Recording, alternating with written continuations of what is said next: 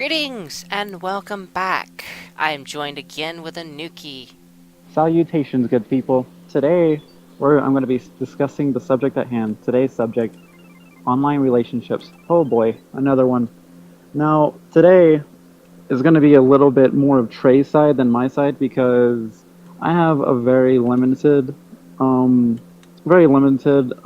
sort of input on this. But online relationships, on my point of view, is just it's good. It's really good, but I was reading something the other day about online relationships in its entirety that most of them don't work out because it, when they meet the person in real life than what they were talking to behind a screen, it kind of is a letdown because let's say in the furry fandom, let's say you're dating someone across seas or 5 states over. You've been talking to them about 5 years. I'm going to lay down a scenario here. So 5 years, yeah, and you love them, and you really do, and you fell in love with their persona, and you meet them in real life, and you get to live with them, and you'll start to really see the person behind the persona, the person that you don't like. You didn't fall in love with that person. You fell in love with their persona. You fell in love with a facade of what they actually are. And this is why most online relationships don't work out. What do you think, Trey? I agree to that on a lot of things, and I think you were, before we started this, I think you were mentioning something about how 65 to 80% of them don't last because of that. Yeah, it was. It's actually really interesting. I didn't expect it to be that much of a count ratio, but yeah, like if I remember right, it's seven. So out of 10 people, only 2 to 3 people will actually have a good online relationship that will actually last.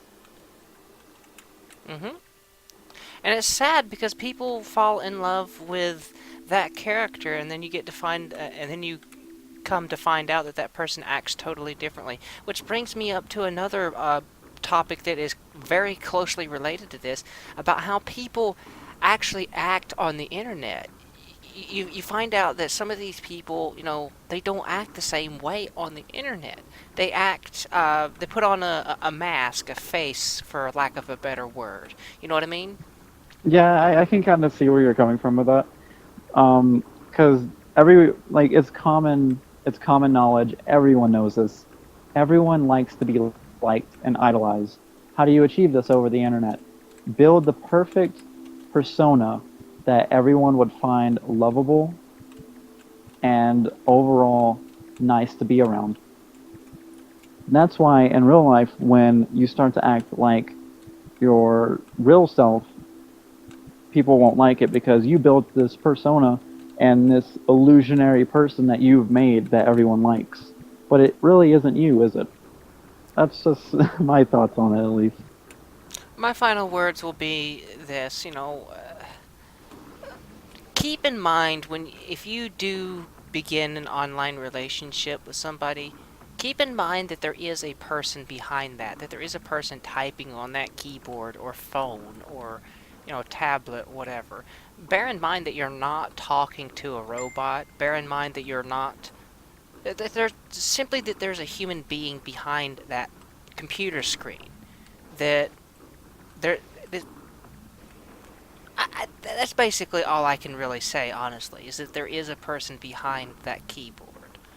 And that you need to remember that this isn't fake, that you could get hurt or you could hurt somebody else just by you. Don't put on a Al- face. Also, like, online relationships are actually dangerous nowadays. There's actually, um, if I was reading correctly, it was 1/8 of every relationship. You could be dating a, who knows, rapist or even worse. I mean, it's kind of scary if you really think about it. But there is also a thing called catfishing, but we're going to be talking about that in another video. Oh God, looks like our time's already up. Looks like you've gotten really far in this game since our first video. Mm-hmm. Anyways, we're going to be talking about some other subjects in our other videos, so go ahead and go check that out. We got. We'll see you later. Later. Bye. Have a good night.